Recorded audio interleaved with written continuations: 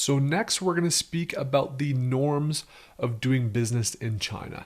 And there's some really important nuances that can really help establish how you manage vendors, how you negotiate, and ultimately how you create the long-term success of the products and margin structures within your physical products business.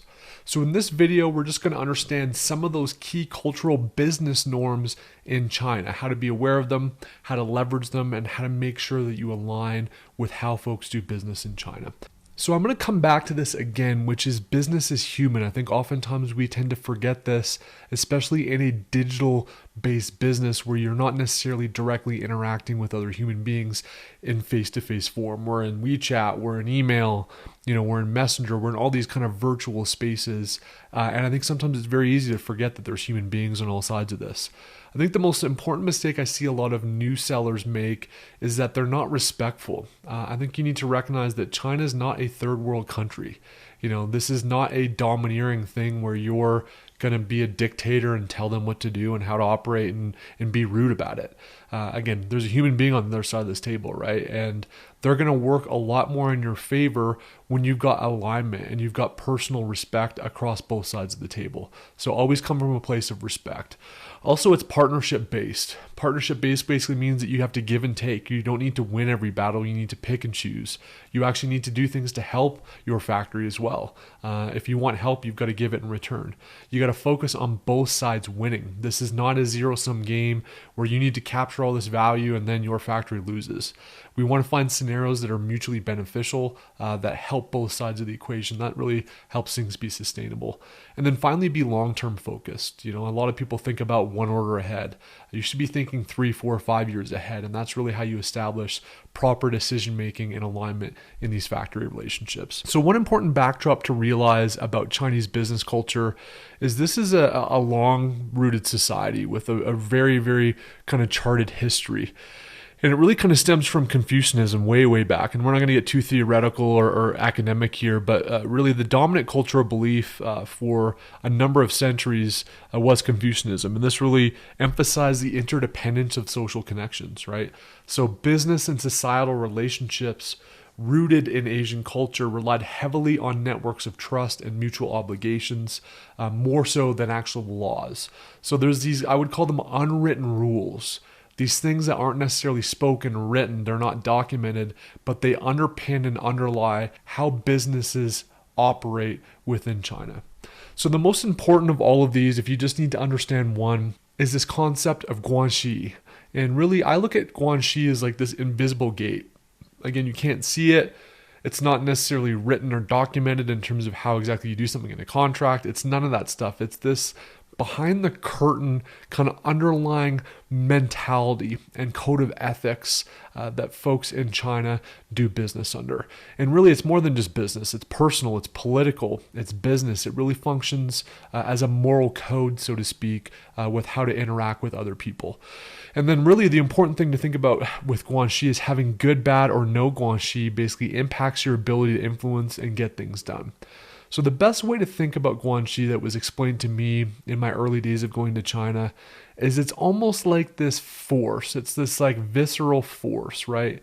And if you do right by people, if you concede, if you bring gifts, if you show honor for them and their business and their society, if you are giving as a human being in a business relationship and a personal relationship, that basically gives you these invisible credits in your account, so to speak. So if you want to think about it like a bank account, it's almost like you get these invisible credits in your account. And the more of those that you build up, the easier it is for you to draw upon them and get things done in your favor. And so it's almost like this force that goes back and forth. And if you give guanxi, you get it back. And so be thinking about that really in this interplay of give and take. And you always want to keep your proverbial bank account, in this case, full with credits. And you want to continue to make deposits in that guanxi account. And then as you need it, you can draw upon it. So visiting China, being respectful, building a personal relationship, taking a knee on certain negotiations, telling somebody's boss that they're doing an amazing job. All these little interplays tend to build up a positive guanxi. And when you have a positive guanxi in China, honestly and truly, it's a massive element of being successful, getting favors done, getting preferable pricing, and having an operating framework that sets you up for success in good times and in challenging times for your supply chain and your business. So Quanxi is huge. Really understand it, think about it, and just be a good freaking human being. That's the easiest way to think about it. Do good by people and it comes back to you. And it's really rooted in Chinese culture. The next is just to understand that Chinese business culture is still quite hierarchical, right? So there's very much a organizational structure. Anytime you go into a factory, they've got the organization structure oftentimes posted in the entrance. Everybody has a role and a job and they take it very seriously, but they also stay in their lane. And so if you're dealing with a more junior employee, you need to understand there are going to be limitations to their ability to get things done for you. And so you've got to be paying attention that this is not necessarily a flat structure. It's very much hierarchical.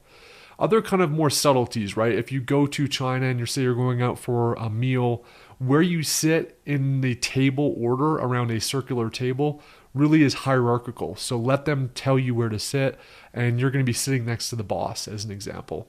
If I, as a vendor or a senior person, basically does a cheers for somebody, they're obligated to drink. So there's all these little subtleties, but just recognize it's not like Western business culture, which is relatively flat.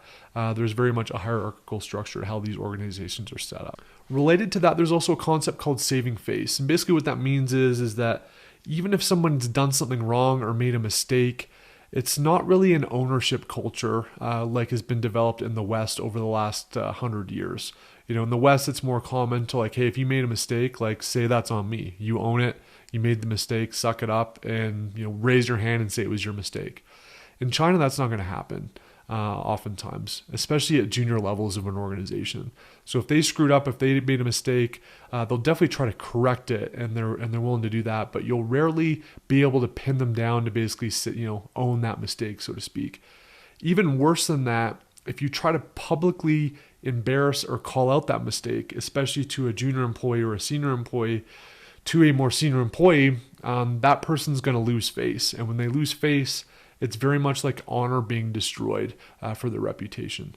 So there's times when you actually might want somebody to lose face if there's been enough mistakes, but just realize that don't be haphazard about calling people out or pinning them down or exposing them as making a mistake, because it's very detrimental to pride and to a lot of other elements in Chinese culture. And then finally, just remember to focus on partnership in the long term, right? I think that's probably the thing that I love most about doing business in China, is they're willing to sacrifice in the short term for a longer term benefit. And whenever you can align yourself, your business, your requests, and how you operate with factories to this ethos, the better off you're going to be. And I think the more positive business success you're going to find with factories and vendors.